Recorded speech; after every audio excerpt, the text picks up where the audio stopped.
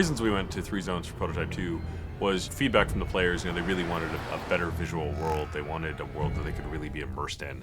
And by going to 3 distinct zones, what it meant was that we could give a greater level of memory and resources and just focus and attention that our artists could deliver to each zone to make them absolutely stunning and beautiful and a rich environment to play with. It's enabled us to provide the player with different challenges, different experiences, and give the player something unexpected whenever they progress forwards. We wanted to have 3 areas where we could have sort of a military zone, a pristine zone, and an infected zone, and have them stand on their own. We really set out to have each zone have a very distinct emotion as you play through them, a different look and feel. When you go to the green zone, we wanted to make sure that you felt that the military was very much there, keeping the city streets safe and making the infection stay at bay. So you get a greater military population, you get less destroyed buildings, less papered over buildings. They tried to make it look pretty and nice. Our responsibility is sell the story, sell the mood and the feel of the location. So you will see lots of guys sitting on the sidewalks, leaning against the buildings, kind of hiding.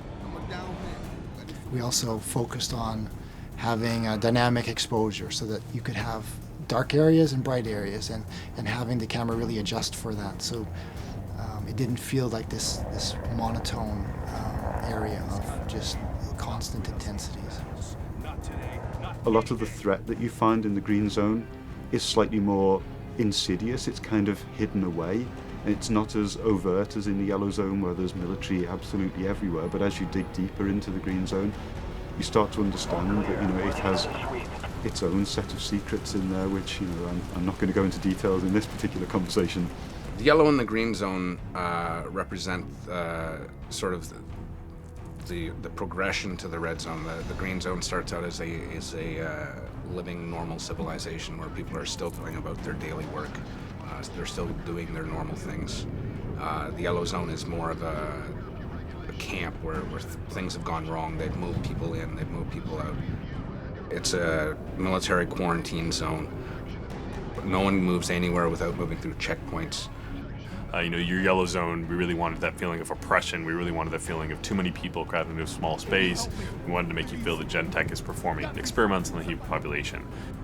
With the yellow zone having kind of expanded in such a way that the shanty towns are spilling out into the streets, what you tend to find at ground level at least, it's a much more enclosed gameplay space and a much more dense gameplay space, which means that if you get into a fight, it changes your tactical options. So it's just asking different things of the player and requiring them to approach situations in a different way. The checkpoints are far more important. The places where the military lineup meets the protesters is a far more interesting space than just a space that's completely filled with military or a place that's completely filled with infected. So as you go through each zone, you really will feel, this is the heart of darkness. This is sort of the safe zone. And this is kind of the, overcrowded, too many people. And even the people within that, the general population, you'll feel what those people are feeling. When you get to the green zone, you've got people milling about much more naturally. And then when you get to the red zone, you're going to be hard-pressed to find just Joe civilian. You're going to find a lot of infected. You're going to find a lot of people worried for their life. So the zones are actually unlocked in a linear sequence as you go through the game.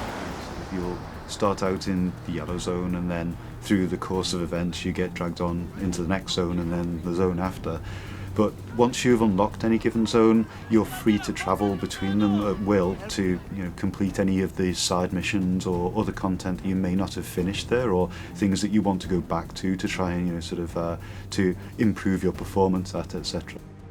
Prototype 2 is still very much a completely open world game where you have total flexibility to go wherever you want and do whatever you want whenever you want.